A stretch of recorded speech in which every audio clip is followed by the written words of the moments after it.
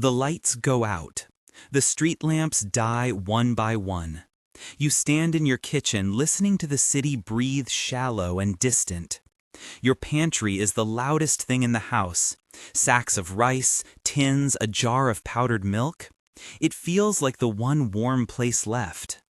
Then a knock. Polite at first. Then another.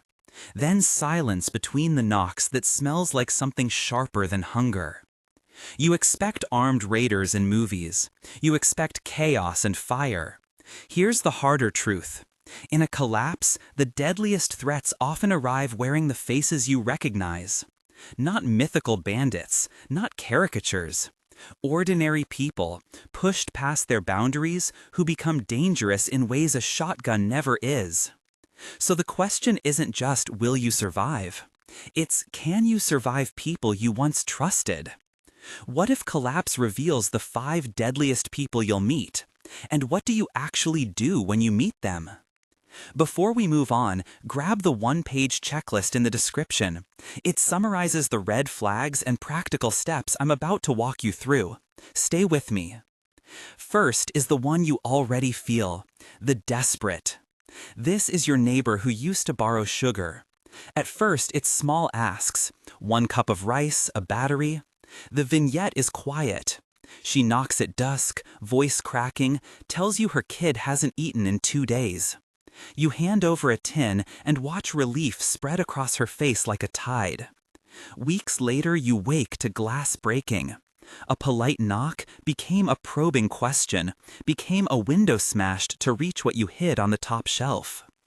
Watch for tight, hunger-driven behaviors.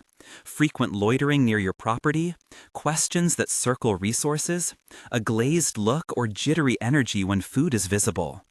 Observable cues include repeated late-day visits, vague stories about where they've been, and a fast, practiced smile when you turn away.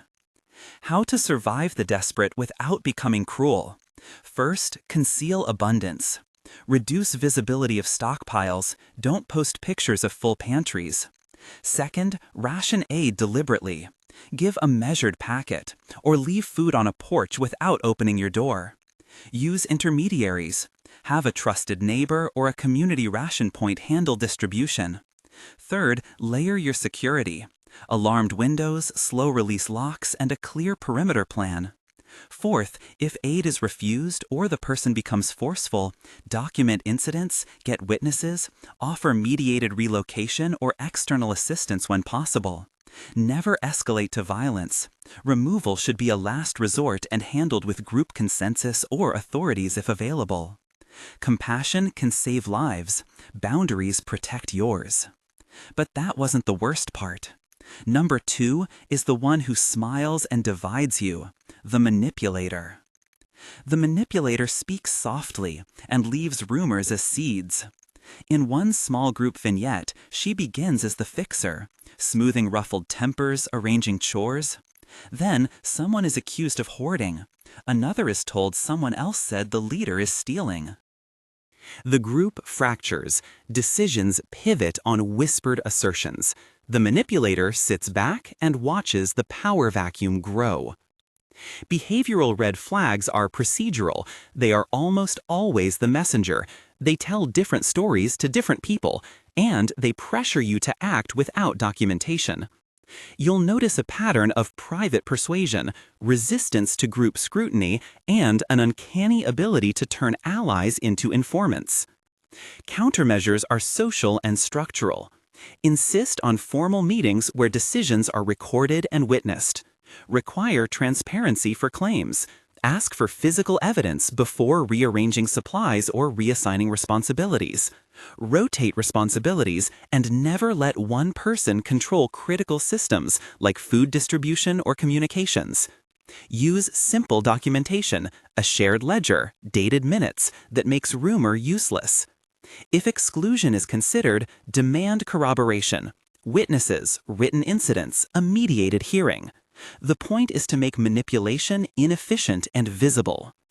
If you think a lock solves it, wait until you meet number 3, the addict. The addict is defined by a need that will not be rational in a collapse. A close friend who once laughed at your jokes now trembles with withdrawal. The vignette. It's quiet at first. Small thefts from the first aid kit, a generator cartridge sold for pills. Then the pacing at night, the whispers, the escalating lies. Where once you shared trust, now fear lives in unlocked cabinets. Look for physical and behavioral cues, visible tremors, obsessive talk about a medicine or drug, sudden secrecy around personal items, and inventory gaps where meds or supplies are missing. Also watch for barter patterns, trading away functional assets for substances. Your approach must be medical, ethical, and security-minded. First, secure medications and controlled substances in locked containers and track inventories. Second, separate care from punishment. Offer supervised medical support if you can, coordinate with any remaining medical professionals, and encourage harm reduction steps. Third, adopt harm minimization policies in the group. Supervised distribution of certain items, documented check-ins, access to help rather than immediate exile where possible. Fourth, if the person becomes violent or theft continues despite interventions, escalate carefully. Document every incident, bring witnesses, and plan a safe, non-violent extraction or relocation that minimizes risk to others. Remember, addiction is a medical reality. Describe behavior, not the person, and prioritize safety for everyone. Next is number 4, the power hungry. In a crisis, stabilizing leadership can save lives, but unchecked, it can become tyranny. The vignette is familiar. Someone organizes neighborhood watches, secures the generator, assigns rations. People breathe easier. But authority calcifies. Rules become punishments. Loyalty tests start. Doors are locked for safety, and dissenters find their supplies inconveniently redirected. Structural red flags, consolidation of resources into one person's control, unilateral decision-making, mandatory loyalty rituals, and use of force or intimidation to silence questions. Watch for sudden rule changes that benefit the leader and a growing inner circle that is exempt from scrutiny. Defense is structural. Share leadership roles from the start. Rotate critical responsibilities, food, communications, security. Insist on checks and balances, regular audits of supplies, publicly posted rules, and a simple dispute resolution mechanism. Build small coalitions so no one person can pull the group into authoritarian choices. Quietly plan exits and emergency dispersal routes if the group becomes abusive. If confrontation is needed, prefer documented group challenges and an agreed-upon non-violent removal process. Always mark the legal and ethical risk of forcible removal. It carries consequences and should be a last resort used only with consensus and clear justification. This next one is subtle but corrosive. The pretender. The pretender shows up exhausted with a story that tugs at your heart. They ask for shelter for a night, then another. They praise your generosity while mapping your house. In the vignette, you let a stranger in after a long trek. Days later, you find a back door ajar and small tools missing. Compassion turned into an invitation. Red flags are narrative cracks, inconsistent stories about origin or travel, eagerness to accept immediate deep access, requests to be alone with children or valuables, boundary violations like touching your possessions uninvited. Also observe timing, late-night arrivals that coincide with local shortages. Staged trust is your tool. Give limited, controlled assistance first, water and food at the door rather than in your living room. Offer communal spaces rather than private rooms. Vet stories with questions that require verifiable details and use small tasks to test reliability. Never provide full access to your resource hubs without corroboration or references. If you must shelter, do so in a way that allows discretion. Supervised sleeping areas, separate entrances, and clear rules agreed and witnessed by others. If theft or deception occurs, document and involve neutral witnesses before taking actions that could be risky. Again, non-violent removal and referral to aid channels should be the first path. Across all 5 profiles, a pattern appears. The collapse of trust is the real collapse. Visibility of abundance invites predation. Secrecy breeds manipulation. Centralized power draws tyranny. Addiction hijacks cooperation. Feigned vulnerability becomes reconnaissance. Your primary survival strategy, therefore, is social architecture. What does that mean in practice? First, invisibility of abundance. Make what you have hard to see. No social media, please. No casual displays. Second, verification systems, simple ledgers, dated receipts, and witnessed distributions that make claims testable.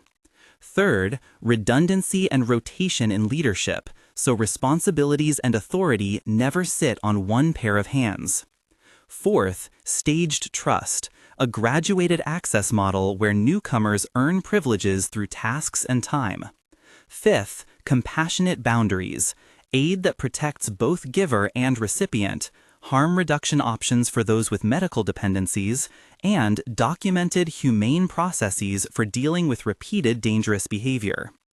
There are legal and ethical lines to honor, document incidents, use witnesses, exhaust nonviolent and mediated options first. If removal or force becomes a consideration, be explicit about the legal risk and moral weight. It should be group-decided, proportionate, and last resort. Plan for the person's welfare where possible, supervised relocation, referral to aid, or at least an agreed handover to a neutral party. Surviving people is not about becoming cruel, it's about being prudent, accountable, and prepared. Two transitions to anchor this. When trust fractures, small lies become survival threats. When authority centralizes, the system you built to keep everyone safe can be turned into a tool of control. Those two dynamics, erosion of trust and concentration of power, run through every story you've just heard. So can you survive them? You can reduce the risk. You can make predation costly and cooperation easy. You can set up simple systems that favor transparency and humane enforcement. You cannot guarantee outcomes. You cannot prevent every desperate act or every betrayal. But you can tilt probability in your favor by designing your social life as carefully as your stockpile. Locks are good, but ledgers and witnesses are better. Compassion is essential, but boundaries save lives. Quick recap: the desperate, the manipulator, the addict, the power-hungry, the pretender. For each, learn the red flags, apply the survival steps, document everything, and insist on group-based solutions. Treat behavior as the warning sign, not labels. Protect your people without becoming the threat. If this landed with you, download the 5 Deadliest People checklist in the description. It condenses red flags and action steps into a printable you can tape to your briefing board. Then follow the playlist linked there for deeper drills on group governance and safety protocols. Share your experiences in the community so others can learn your hard-earned lessons. Stay vigilant. Prepare systems that outlast panic. And remember, the collapse you can survive is the one where trust is rebuilt smarter, not just stockpiled.